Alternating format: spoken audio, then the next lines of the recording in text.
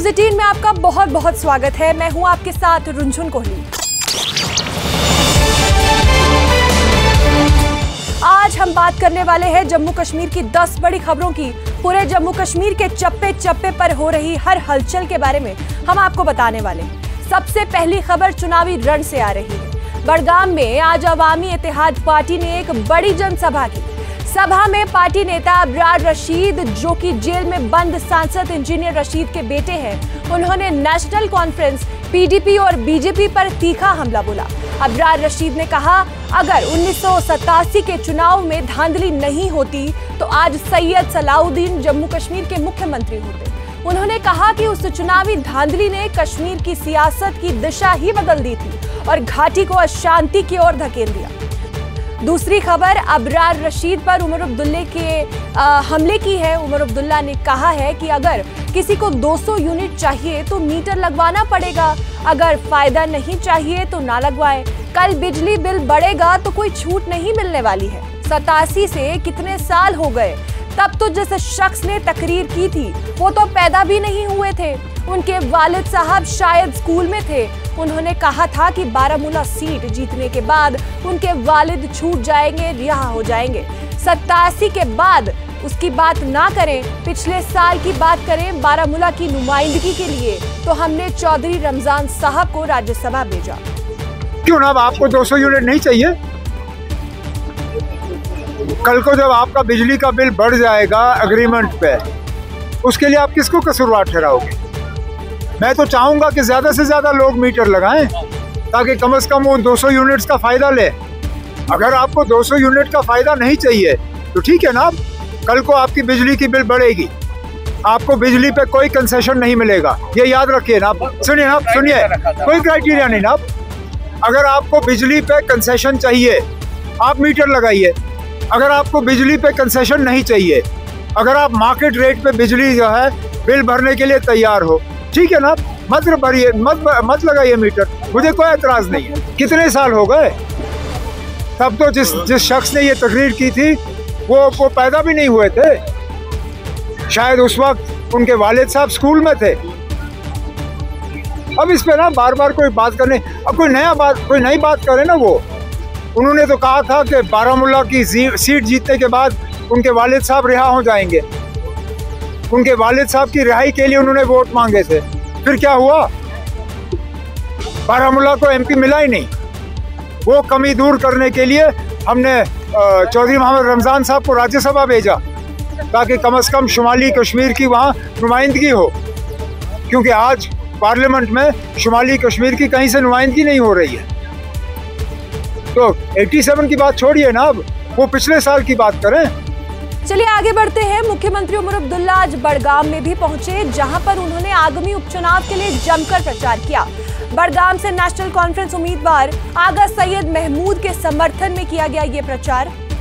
अगली खबर की बात करते हैं। श्रीनगर में उप मुख्यमंत्री सुरेंद्र कुमार चौधरी ने बड़गाम और नगरोटा उपचुनाव में जीत का दावा कर दिया है।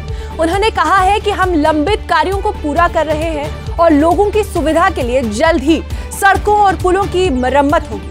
उपचुनाव को लेकर उन्होंने कहा है कि जिस दिन नतीजे आएंगे पता चलेगा कि नेशनल कॉन्फ्रेंस के उम्मीदवार दोनों सीट पर विजय हुए हैं। वहाँ कितनी बड़ी रैली हुई, उससे पहले मेरे भी कम से कम 8-10 जलसे वहाँ उस नगरोटा कॉन्स्टिट्यूंसी में हुए हैं। तो इसलिए नगरोटा और बड़गाम हम दोनों जीतेंगे और मैंने आपको उसमें भी कहा था कि ये दोनों बाई इलेक्शन जो हैं हम जीतेंगे और हमारे जो कैंडिडेट हैं वो जीत के असेंबली में बैठेंगे। इसलिए आप भरोसा रखिए, अब तो थोड़े दिन रह गए हैं। अगली खबर की अगर बात करें तो वो जम्मू कश्मीर के कुपवाड़ा से है, जहां पर सुरक्षा बलों ने 2 आतंकियों को ढेर कर दिया। कुपवाड़ा के केरन सेक्टर में सुरक्षा बलों ने 2 आतंकियों को मार गिराया है, जिसे ऑपरेशन पिंपल का नाम दिया गया है। इलाके में अभी भी सर्च ऑपरेशन जारी है। सुरक्षा बलों ने पूरे इलाके को सील कर दिया है, लोगों को अलर्ट कर दिया गया है। इलाके में और भी आतंकियां होने की आशंकाएं जताई जा रही है। यही वजह है कि अभी तक सेना कुपवाड़ा के चप्पे चप्पे को खंगालने में लगी है। मारे गए दोनों आतंकियों की बात की जाए तो उनके शव बरामद कर दिए गए हैं और उनकी उम्र करीब 30 साल बताई जा रही है। इन आतंकियों के पास से भारी मात्रा में हथियार भी बरामद किए गए हैं। ऑपरेशन पिंपल के तहत आतंकियों के खात्मे के लिए यहां पर हर तरफ तलाशी अभियान अभी भी चलाया जा रहा है। अगली खबर का रुख कर लेते हैं। अगली खबर कश्मीर घाटी से है, जहां पर देश विरोधी तत्वों के खिलाफ चल रहे अभियान में अब पहली बार ड्रोन का इस्तेमाल किया जा रहा है, जहां ड्रोन से निगरानी की जा रही है। गांदरबल में पुलिस और सुरक्षा बलों ने बड़ी छापेमारी की। सुरक्षा बलों ने 59 ठिकानों पर एक साथ छापेमारी की है।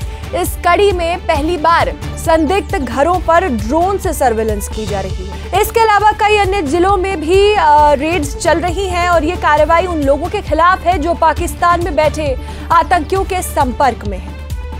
श्रीनगर पुलिस ने जिले भर में सिम कार्ड वेंडर्स की जांच अभियान शुरू किया है। इसका मकसद है सिम कार्ड के गलत इस्तेमाल, फर्जी पहचान और आतंकी और आपराधिक गतिविधियों पर रोक लगाना।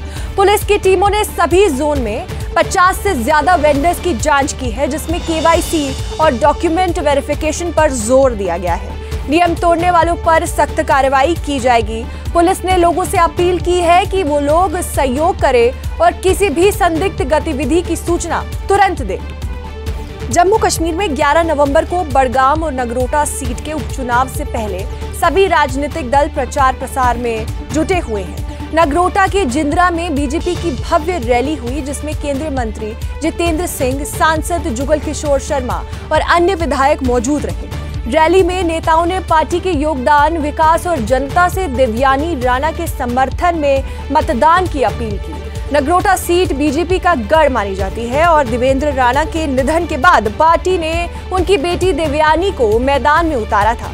चुनाव अब रोमांचक मोड़ पर है, जहां बीजेपी और विपक्ष दोनों पूरी ताकत झोंक रहे हैं। जहां एक तरफ बीजेपी पूरे जोश के साथ मैदान में है, वहीं दूसरी तरफ विपक्ष भी अपने दांव चलाने को तैयार है।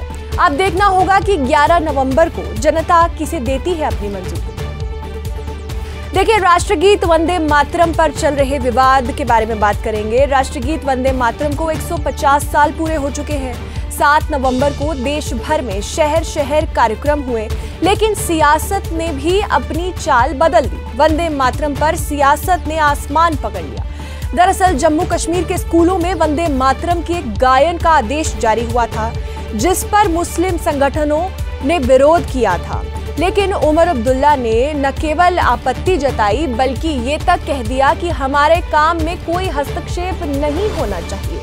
अब इसी बयान पर जम्मू कश्मीर राजनीति में जुबानी जंग छिड़ चुकी है। बीजेपी विधायक सुनील भारद्वाज और शगुन परिहार ने वंदे मातरम के अपमान का आरोप लगाया है और ये भी कहा है कि ये साफ हो जाए कि वंदे मातरम गाना किसी को भी इससे आपत्ति नहीं होनी चाहिए और वंदे मातरम गीत कोई भी धार्मिक मंत्र नहीं है, बल्कि एक देशभक्ति का गीत है।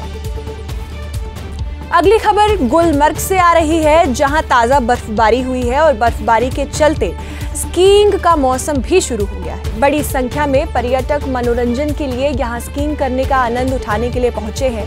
आपको बता दें कि प्रधानमंत्री नरेंद्र मोदी ने गुलमर्ग को शीतकालीन राजधानी का दर्जा भी प्रदान किया था। पर्यटक स्कीइंग का रोमांचक अनुभव लेने दूर दूर से आ रहे हैं और उन्होंने स्थानीय लोगों के सहयोग की भी खुले दिल से सराहना की है।